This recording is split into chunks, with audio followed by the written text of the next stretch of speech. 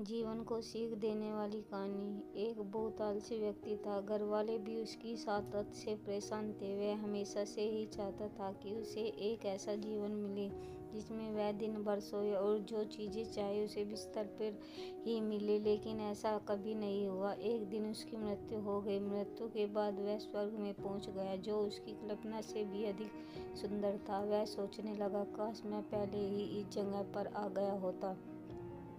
बेकार में धरती पर रहकर काम करना पड़ता था। खैर, अब मैं आराम की जिंदगी जीऊंगा। यह सब सोच ही रहा था कि देवदूत उसके पास आया और हीरे जवाहरात जड़े बिस्तर की तरफ इशारा करते हुए बोला, आप इस पर आराम करें, आपको कुछ भी चाहिए होगा बिस्तर पर ही मिल जाएगा। यह सुनकर वह बहुत खुश हुआ। अब वह दिन रात आराम करता, उसे जो चाहिए होता बिस्तर पर मंगवाता। कुछ दिन इसी तरह चलता रहा, लेकिन अब वह उबने लगा था। उसे न दिन में चैन था न रात में नींद। जैसे ही बिस्तर से उठने लगता, दास दासी उसे रोक देते। इस तरह कई महीने बीत गए। उसको आराम की जिंदगी बोझ लगने लगी। स्वर्ग जैसे बेचैन करने लगा था। वह कुछ काम करके अपना दिन बिताना चाहता था। एक दिन वह देवदूत के पास गया और बोला, मैं कुछ करना चाहता हूँ। वह सब करके देख चुका हूँ, अब तो मुझे नींद भी नहीं आती। मैं कुछ काम करना चाहता हूँ, क्या मुझे कुछ काम मिलेगा?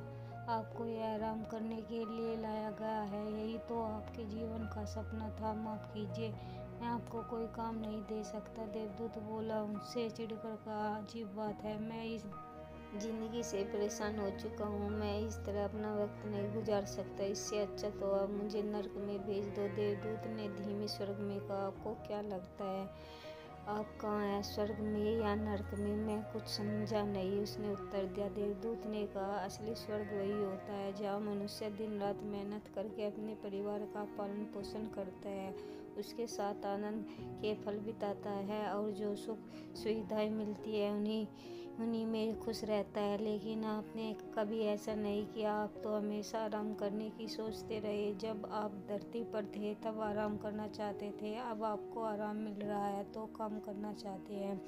स्वर्ग के आनंद से उबने लगे हैं। वह बोला, शायद अब मुझे समझ आ गया है कि मनुष्य को काम के समय काम और आराम के समय आराम करना चाहिए।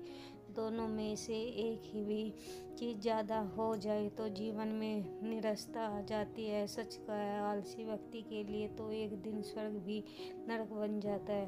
दोस्तों, कहानी कैसी लगी कमेंट करके बताओ और चैनल को लाइक और सब्सक्राइब करो। धन्यवाद।